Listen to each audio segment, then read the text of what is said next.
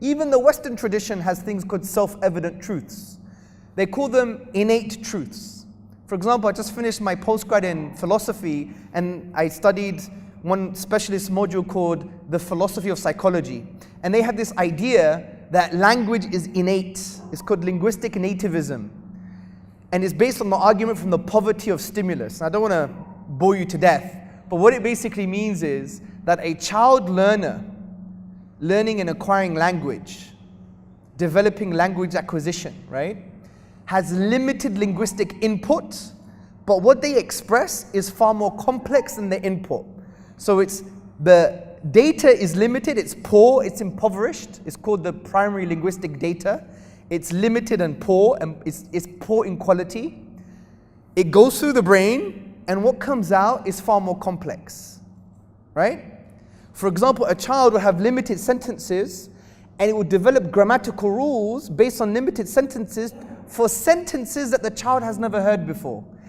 What many linguists say and philosophers say, that there are natural domain-specific structures in the brain that have linguistic knowledge, like grammar. And that's why you have the famous Noam Chomsky, who has discussed this, and he is one of the main proponents for linguistic nativism. Yes, there are debates amongst them, but the most primary theory at the moment is that language is innate, it's inbuilt. So it's innate, right? So they have this concept too, that things are innate. So don't think, oh, we're just making this up just to justify the Islamic tradition. No, this is based on normal stuff. Even the world being physical, like this iPad being external to my brain, this is a self-evident truth in Western philosophy, because they had a huge problem about the physical world. Like, is it real? Right? Realism versus idealism. Is this iPad really outside of my brain? Of course it is, Hamza, I can see it. Yeah, but maybe you seeing it could just be in your brain, right? Maybe our brain is on Mars and there's an alien with metal probes in our brain making us think and feel what we're thinking and feeling right now. So they had a huge debate. So some of them said it's self-evidently true. What about the fact that you could trust your mind?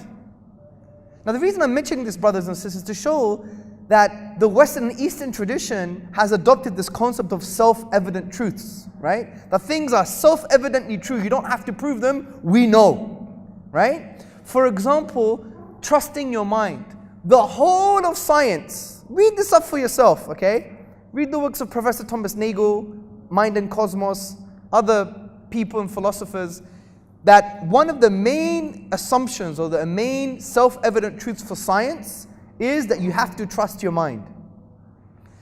Because if you don't trust your mind that it can eventually formulate truths, then you can't trust science.